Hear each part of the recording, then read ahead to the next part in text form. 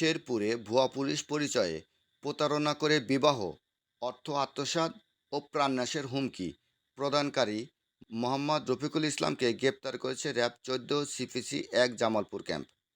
শেরপুর থেকে নিজস্ব প্রতিনিধির পাঠানো তথ্যচিত্রের ডেস্ক নিউজ। শেরপুরের শ্রীবদ্দীতে ভুয়া পুলিশ পরিচয়ে প্রতারণা করে বিবাহ, অর্থ আত্মসাৎ ও প্রাণনাশের হুমকি প্রদানকারীর সহযোগী মোহাম্মদ রফিকুল ইসলামকে গ্রেপ্তার করেছে RAB ১৪ CPC ১ Jamalpur camp. ২০ April শনিবার সন্ধ্যায় তাকে শেরপুর পৌর শহরের সজবরখিলা এলাকা থেকে গ্রেপ্তার করা হয়। গ্রেপ্তারকৃত ব্যক্তি শ্রীবদ্দী উপজেলার করুয়া এলাকার মোহাম্মদ আক্কাস আলী ছেলে। র্যাব সূত্রে জানা যায়, ফেসবুকের সূত্র ধরে জেলা সদরের চান্দেরনগর মুসলিমপাড়া এলাকার মোহাম্মদ আব্বাস আলীর ছেলে মিলন সরকার ওরফে লিটনের সাথে করুয়া এলাকার মোহাম্মদ আব্দুর রাজ্জাকের মেয়ে মোসাম্মদ জোসনা পারভিনের প্রেমের সম্পর্ক গড়ে ওঠে।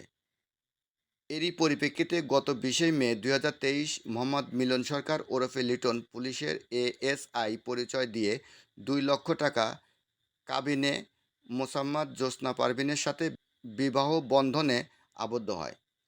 পরবর্তীতে পুলিশের ডিউটি করার কথা বলে মোসাম্মদ জোসনা পারভিনকে তার বাবার বাড়িতে রেখে চলে যায়। এর কিছুদিন পরে লিটন এসআই পদে পদোন্নতির কথা বলে তার স্ত্রীর নিকটে ৬ লক্ষ টাকা দাবি করে। স্বামীর ভবিষ্যতের কথা ভেবে জোসনা পারভিন জমিজমা এবং স্বর্ণালংকার বন্ধক রেখে লিটনকে বিভিন্ন সময়ে ৯ লক্ষ টাকা মোহাম্মদ রফিকুল ইসলামের সম্মুখে লিটনকে প্রদান করে। উক্ত টাকা পাওয়ার পর মোহাম্মদ মিলন সরকার ওরফে লিটন তার স্ত্রীর সাথে যোগাযোগ বন্ধ করে দেয়। পরে জোসনা পারভিন তার শ্বশুরবাড়িতে গেলে মোহাম্মদ রফিকুল ইসলাম জোসনা পারভিনকে অকথ্য ভাষায় গালাগালি সহ খুন করার হুমকি দিয়ে বাড়ি থেকে তাড়িয়ে দিলে মোসাম্মদ জোসনা পারভিন বাদী হয়ে শ্রীবদ্দী থানায় প্রতারণার মামলা দায়ের করেন। এরপর থেকেই গ্রেপ্তার এড়াতে তারা আত্মগোপনে ছিল।